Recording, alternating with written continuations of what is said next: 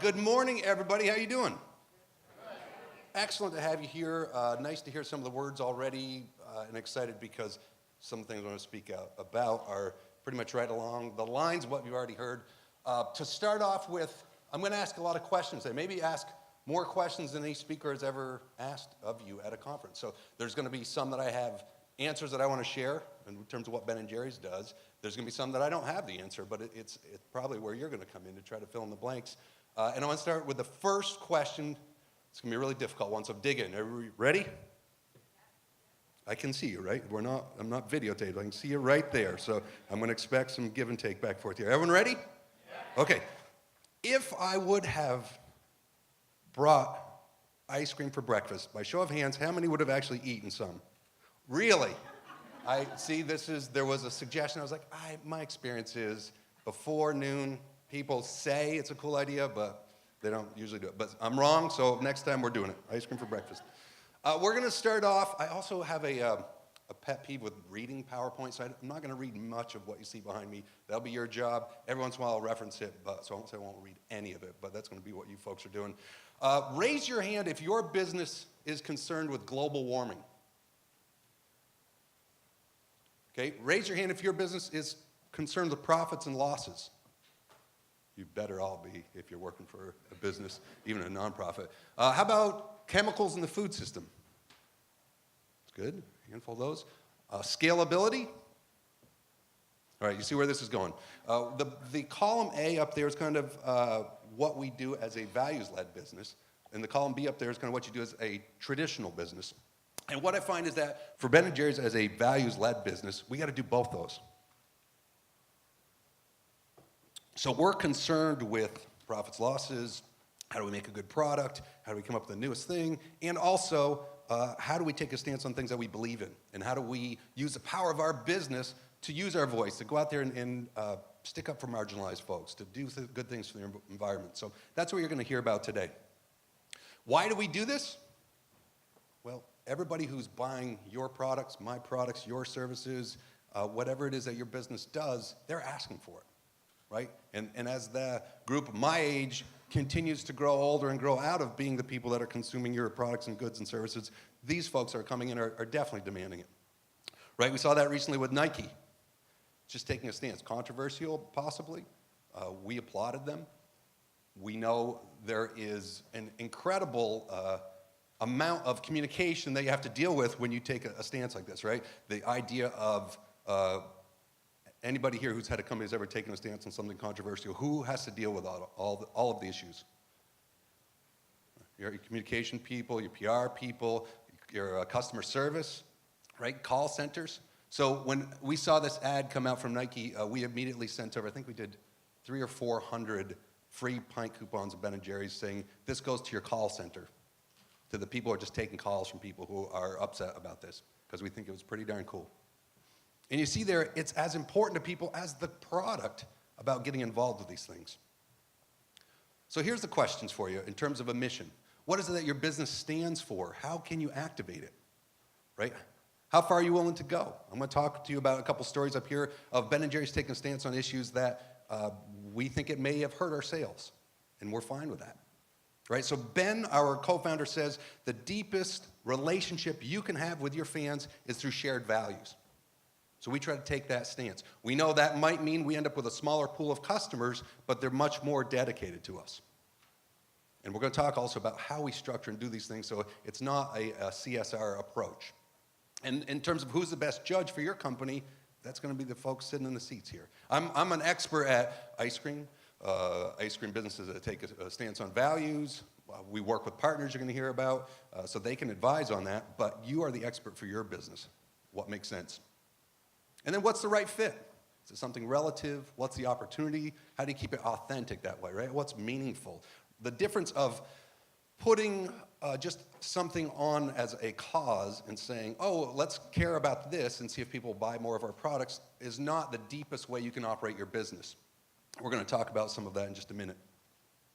So how could you be a little bit Ben & Jerry? This is a list of some of the things we're going to cover off on. Doesn't look too daunting, right? So to start off with, when you look at all of these things that Ben & Jerry's does, I'm going to focus on the irreverence at the bottom there that you probably saw. We use fun. We try to involve that in both you'll see in our underlying principles of the company, but also even communications, right? And to deal with some of those toughest issues, to be able to use fun and humor, I think is a magical way to do this. It's so impressive. It draws me to those companies. So you may have heard one of my favorite examples in the last year. KFC in Europe ran out of chicken.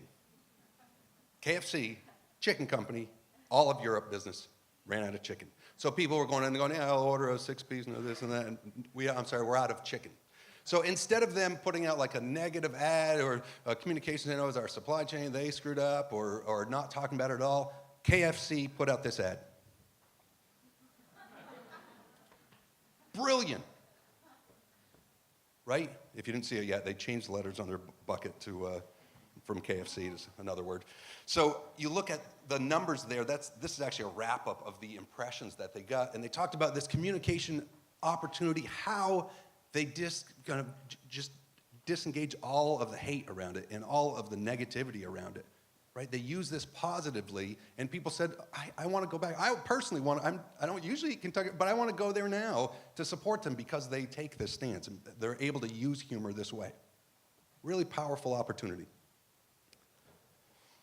So how does Ben & Jerry's do it? How do we use humor? How do we make good ice cream, keep coming up with new flavors? How do we take a stance on political issues? How do we get involved with some difficult issues? Right, so political issues, you see our president up there. We're going to talk a bunch about that. To start off with, we are not a partisan company. So we don't take a stance saying vote for this person or that person. We do have co-founders, right? So Jerry and Ben as individuals, they will take a stance and they'll say, we're for Bernie, we're campaigning for Bernie, we're going out as surrogates for Bernie. We applaud them and encourage them for being politically active. But as a company, we will not say vote for Bernie. We will not say vote for Hillary or Trump or whoever the other candidates are. We take a stance on issues around values. We're going to talk about some of that. And then we're also kind of the on-ramp to difficult issues sometimes because we're an ice cream company.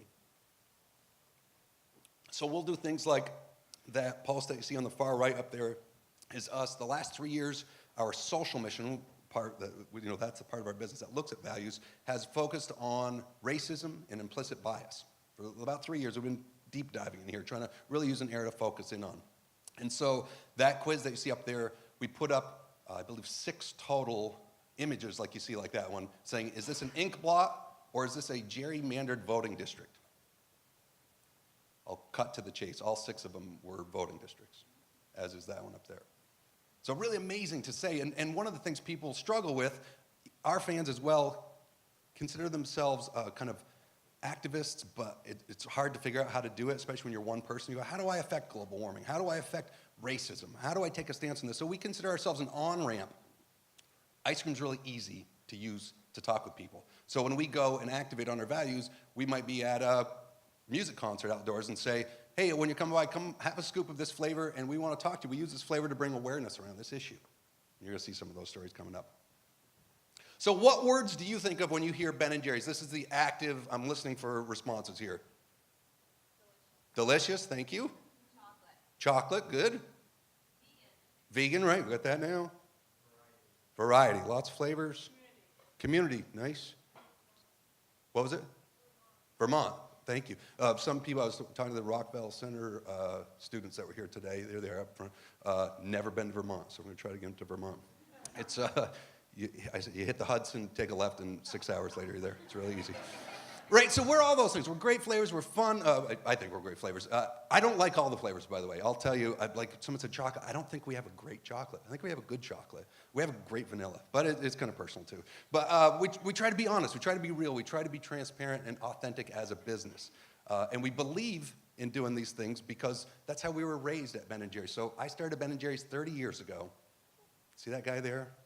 Full head of hair, full head of dreams. Still have the dreams. So I've grown up with Ben. It's like Ben & Jerry's university for me, right? I've been working with this business for so long. And being exposed to a lot of different parts of the business, I've been able to witness it, be part of it, and really consider it a very lucky person to be able to be part of this company that takes a stance on these things. And so My role, while I started scooping ice cream and going to events 30 years ago, now I'm the PR director, so I get to handle working with our global team, working with communication strategy, working on crisis communications. So I get the fun jobs like that, as well as I get to do other fun stuff like manage relationships with Jimmy Fallon up there on the left and Stephen Colbert up there on the right, and try to bring myself to work. So that's one of the things we believe in at Ben & Jerry's is this piece of being authentic is bring yourself to work. So I need to go to I have a prop here to use. I do this at many conferences.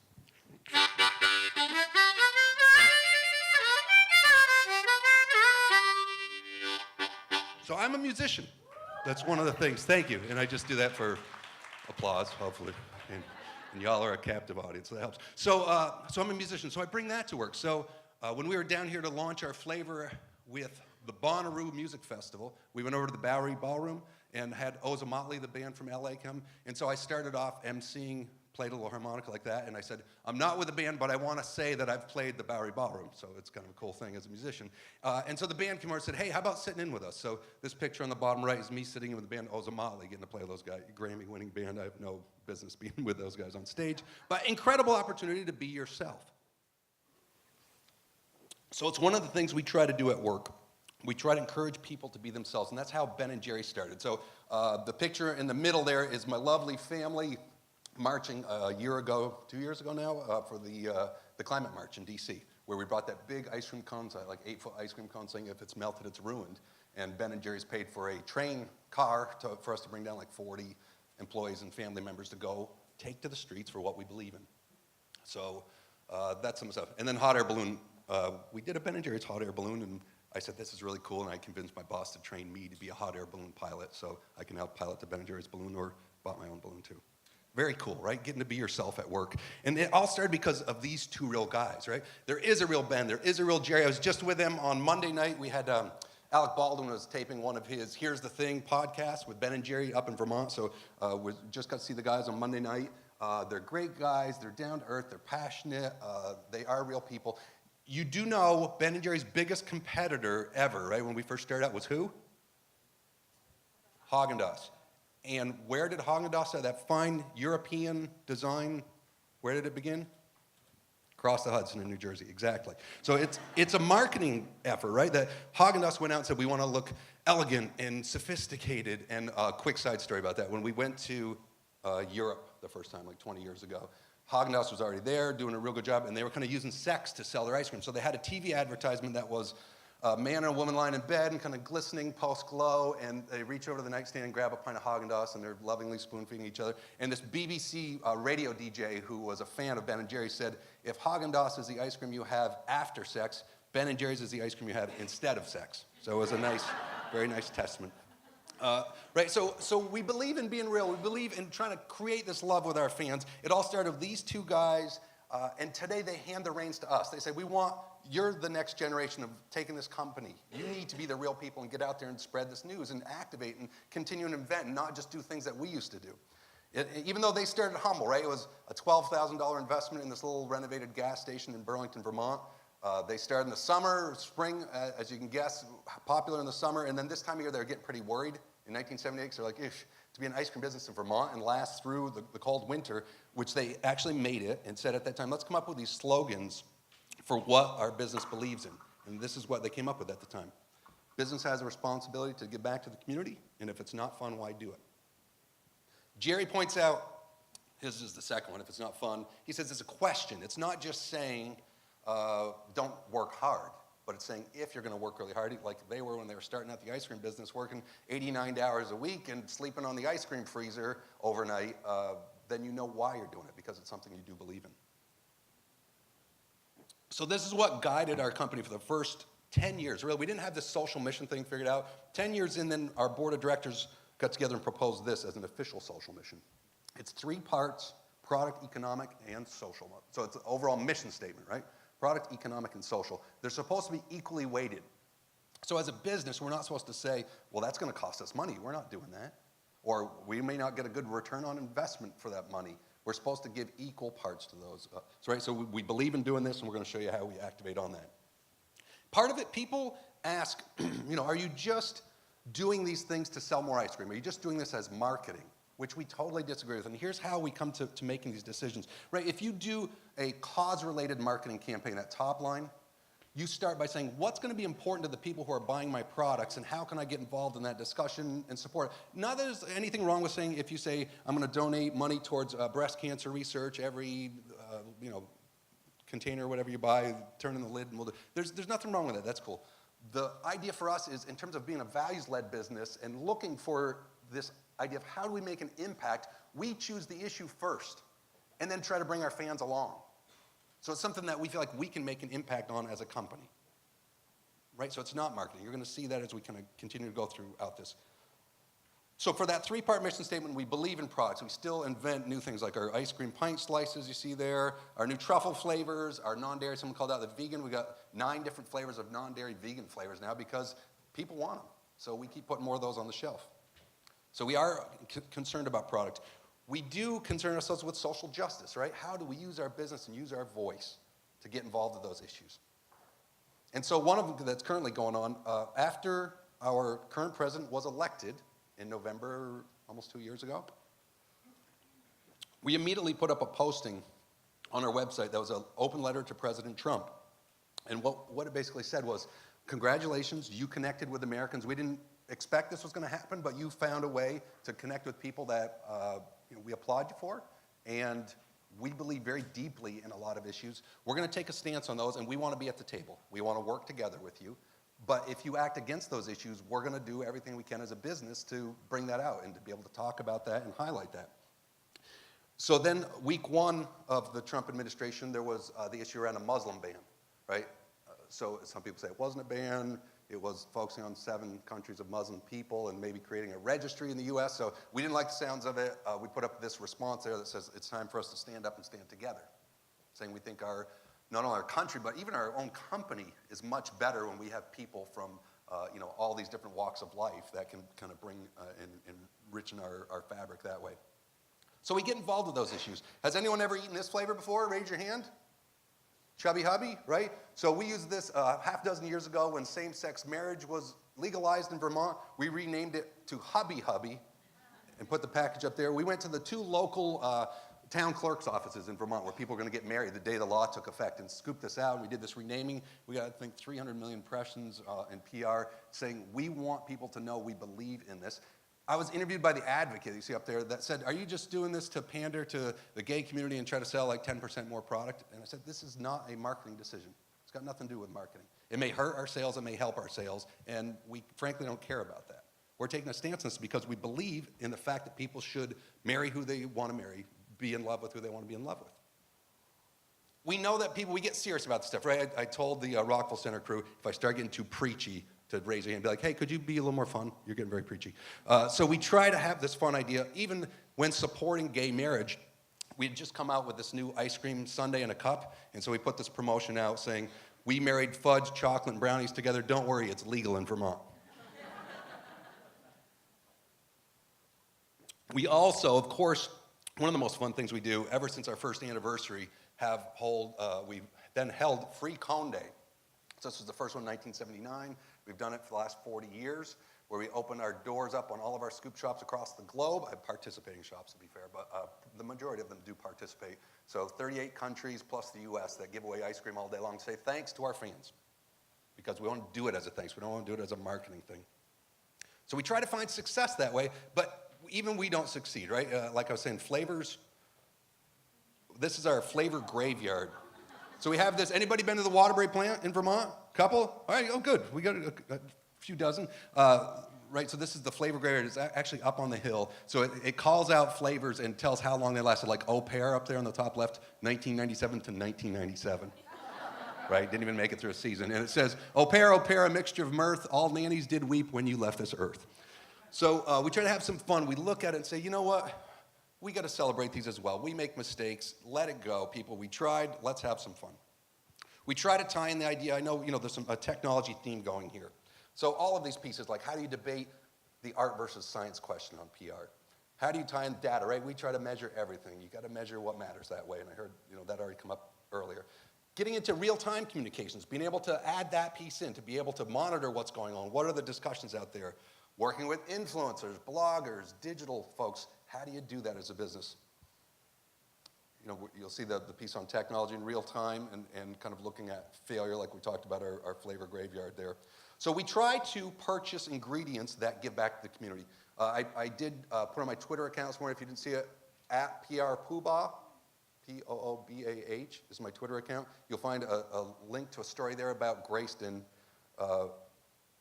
Grayston is an incredible organization out of Yonkers, New York. So they started about 35 years ago, 40 years ago, employing homeless people, giving them job skills and training, and having them do high-end desserts and baked goods in and around New York City. So Ben met the founder of Grayston at a conference, and they said, let's try to get something into the ice cream. So raise your hand if you eat half-baked ice cream, and keep your hand up. Do you eat chocolate fudge brownie also? Raise your hand. Right, both of those flavors, the brownies in them, Grayston brownie. So employs these folks, the majority of them who have been incarcerated before, people who are living on the street, who may not have been able to get a job. And so now they're able to go in, they practice what they call open hiring that you see listed there. It's no questions asked, we need 5 more bakers this week, first 5 people in line, you come in, they have an apprentice program where they try to get you up to speed, and if you can cut the mustard, then you go on and sign up as a full-time baker. Now we could buy a cheaper brownie, right? We could buy a brownie that we could make a lot more money off of, but why when you have this impact, right? I get to go down there and work with these folks and sit with them and talk with, you can find on YouTube, there's a number of Grayston, Ben and Jerry's videos, and Dion, one of the workers there who, we have a video that we put together that we start asking him questions. We're interviewing him on the rooftop of Grayston Bakery, the Yonkers in the background, saying, why does this matter? And he kind of breaks into tears. And he comes back over and he was talking about, I get to walk to work every day with my backpack on, and you see him kind of start to cry then. And the choice is, he's made his life something positive at that point. He'd been in jail a handful of times. He's now got a relationship and kids and is making a wonderful life. Right? I've talked with single moms sitting there before where their mom's going, thank you so much for buying our brownies. We buy about 20,000 pounds of brownies a day from those folks. So she's saying, thank you so much because I was living on the street with my 3 kids. I didn't have a job. I didn't have a way to get money. I didn't have a place to live. And I couldn't do any of that because I didn't have, it's a catch-22 situation. And so Grayston has an accredited daycare, takes care of the kids, a job, and gives these people a place to live. Not a big apartment. This is New York City, right, we're talking about. So it's not a huge place, but it's a place to live. Tremendous opportunity. So if you don't do anything today, walking away from this, get online, check out Grayston Bakery. Amazing organization and a cool thing if you can support them. We try to include fair trade, right? So basically it's just a program that pays farmers a fair wage, right, in these developing countries. They also use a premium payment, so companies like mine that put fair trade label pay a premium, and then that premium is used collectively. So it might be for a healthcare center or for a tractor for farmers to share. I saw a great story of farmers who are holding weed whackers that they use to buy with a fair trade premium, and the farmers are quoted saying, we used to work 11 hours a day weeding on our knees, now it's 1 hour with this thing. And they're sitting there with big smiles on their faces, right? A great way to be able to support by using values. I talked to you a little bit before about this issue of us getting involved with racism and implicit bias. So we started this, it was actually December 2015, this one we posted the next month, saying, we're at our learning journey to try to say, how can we take an impact, have some impact on this issue? So we went to North Carolina, a very purple state, lets us kind of, dance between that partisan issue, and we met with NGOs who were involved with civil rights historically, and asked them, what can we do? We don't want to just be a company that comes in and says, we got the whole thing figured out. It's like, how can we be helpful? And so they said, it's a voting year coming up. Let's have you get out there and try to get people signed up to vote. So we had a campaign. We went to, trying to target African-American communities, get out there with our scoop truck, bring an ice cream flavor, and get people registered to vote. We also have been generating content all along. This is actually, when we're saying measuring what matters, this is one of our best engaging posts over the last 3 years, has been taking a stance on these issues and then sharing information that we learn about that. And people ask us to always partner up our products with, taking a stance this way. And so we did put together a flavor called Empower Mint that was a mint brownie flavor again. We love those brownies. And so the idea was to get out there and use all of the vehicles that we have. So use the voice of our business, use our products, use our packaging, and try to support this campaign entirely. Now, while we were doing this, What happened next was not part of our plan, but there was another shooting of an unarmed black man, and so at that point we said we need to kind of get into the deeper end of the pool, and so we as a company took a stance on Black Lives Matter.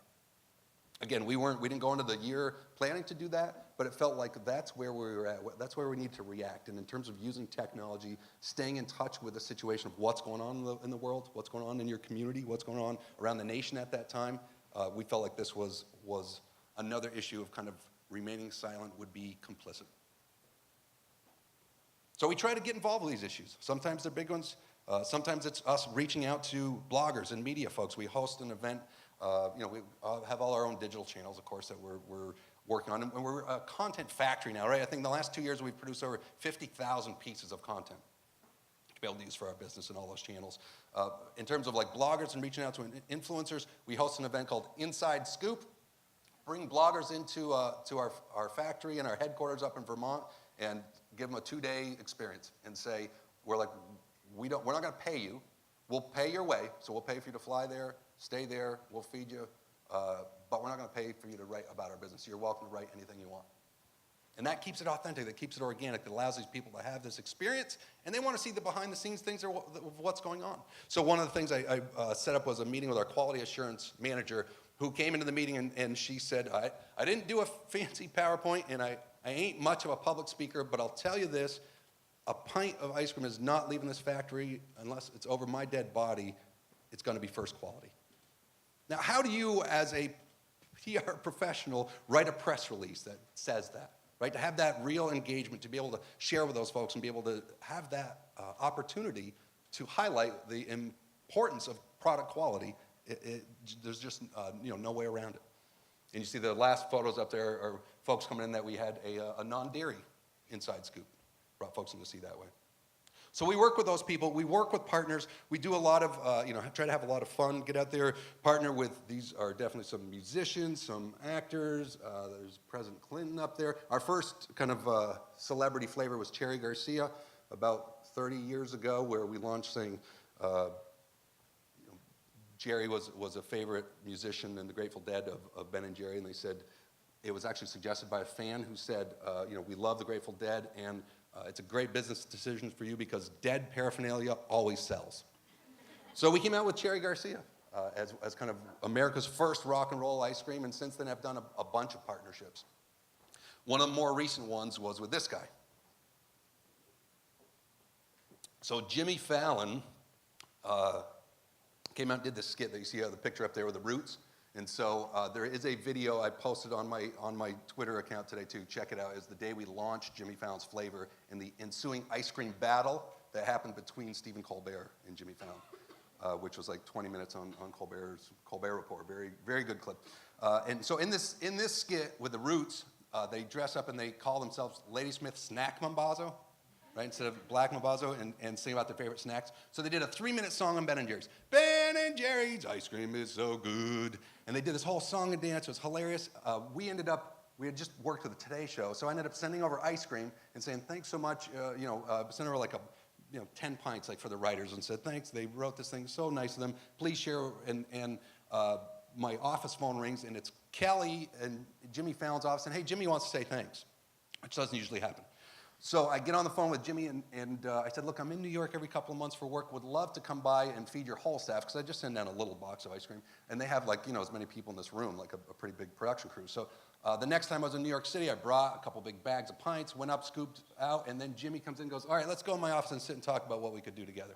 We already had a flavor of Stephen Colbert, so we weren't looking to do another comedian late-night flavor. But it's Jimmy Fallon, and he was excited. And so we started talking, and then we got to a point of saying, all right, maybe we could do something cool. And so what ended up happening was this flavor called Late Night Snack, because Jimmy was on the show Late Night with Jimmy Fallon at that time.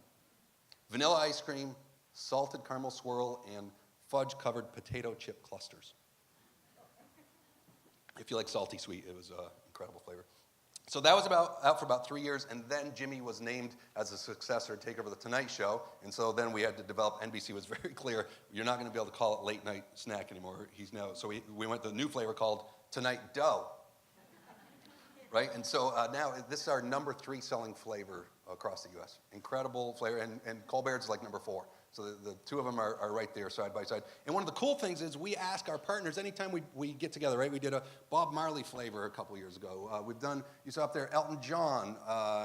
We've been able to partner with a lot of folks that way. And what we ask them to do is, they don't need the cash. So donate that away. Choose a cause. How can you help influence something and do some good in the world? And so you see Jimmy's money up there goes to Serious Fund Children's Network. If you remember Paul Newman's Hole in the Wall gang, when that started 30 years ago or so, this has now grown into this global network that supports kids with serious illnesses. And so Jimmy gives away all his money to that.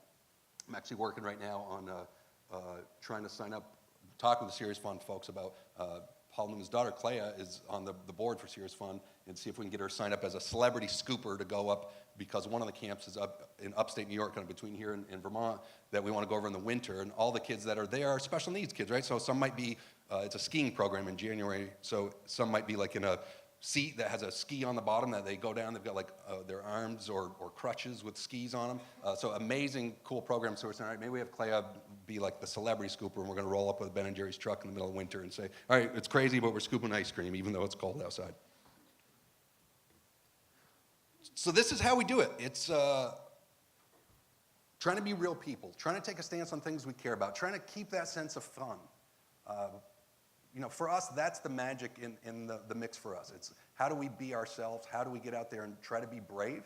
I was sharing with a couple folks this morning.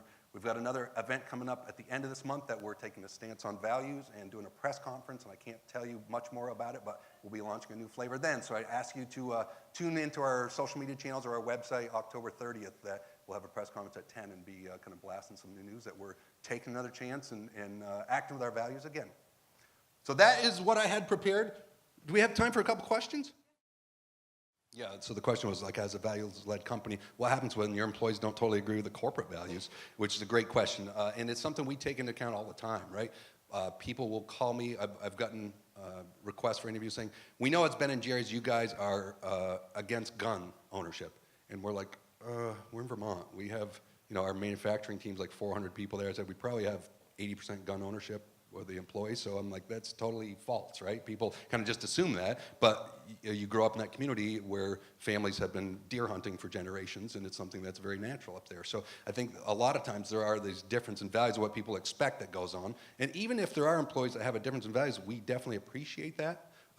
This big campaign I'm talking about is coming at the end of the month. We just went out last week, right? My hat is both public relations and internal communications. So this past week, I was we have two manufacturing plants in Vermont that are both about a half an hour north and a half an hour south of Burlington, our huge city of 40,000 people. And so I was on the road last week to hit every shift, Tuesday, Wednesday, and Thursday between those factories. So it was, how do we talk to those employees? Because what we share with them is, you don't need to agree with this campaign, but you need to answer it to your friends, to your family, to your community. So when they say, what is going on with this, you can say, here's the reason why the company feels it's the right thing. And so that idea in terms of your role in communication is so important, to have their understanding, not their acceptance, not their buy-in. Some people will like it, some people won't like it, but the idea of saying they're fully informed and respected to be involved with it, I think that's the key. It was just technology helping with what subject? Deploying the strategy, like around values?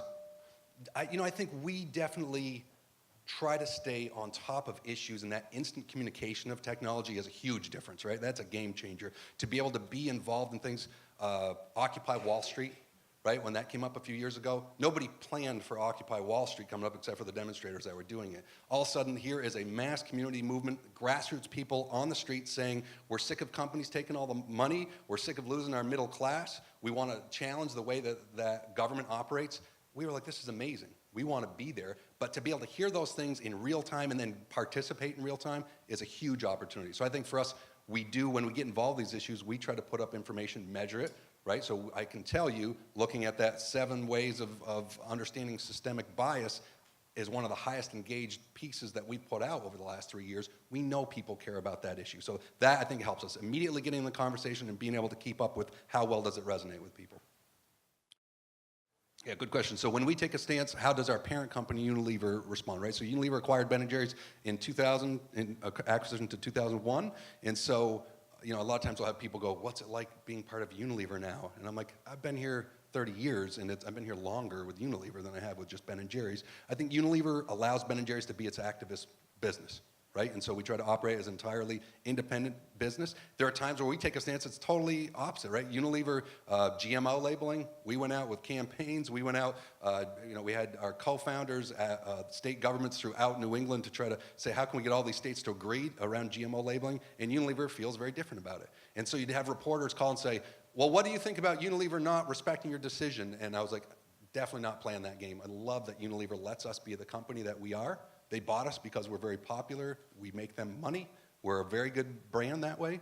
And for us to be able to activate our business and follow our values, they have been nothing but impressive that way. And it doesn't mean there's no discussion or arguments, right? There are definitely times where we say, we want to act this way, and they go, okay, that sounds like that could be risky. How do you manage the issue? And we just draw this line in the sand and say, we want to be able to be our business while they can be their business.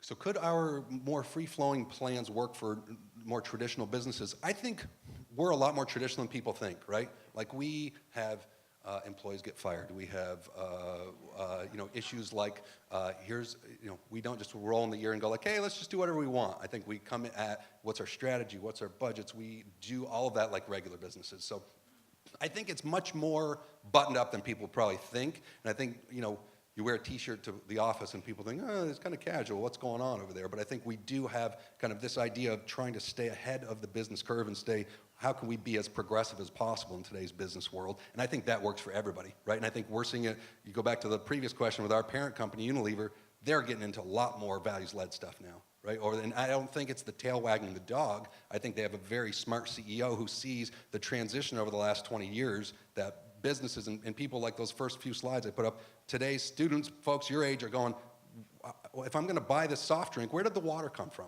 Who is it affected, right? And we didn't do that when I was in college 30 years ago, right? It's a much more smart, sophisticated consumer today that realizes their power. How are we doing? We got a couple minutes? Two more? One or two more? How about there? How do we pick our partners? We try to it's kind of like flavor names. Like, well, the truth is, that's less sophisticated. Well, I'm bragging about us really actually doing good things. We'll sit around a room with like 20 of us that are marketing, PR, product development, and sometimes we've got a great flavor. This one might be a good one for a flavor. So we did, for a partner. So we did that with Country Peach Cobbler, and also we're like, Willie Nelson, iconic, cowboy guy, matches the company values, all this. So we went after him, said, let's partner together on that. Sometimes we come up with a partner first who says, I'd love to work with you folks. You go, oh, that's great. But it is more kind of reactionary to the market. It's hard to go, okay, let's do our 5-year planning, and in 4 years, can you do a flavor with Jay-Z? Will it be as popular as it would be today, right? So it does have to be kind of a little bit organic. All right, last one. I didn't go over here, right there.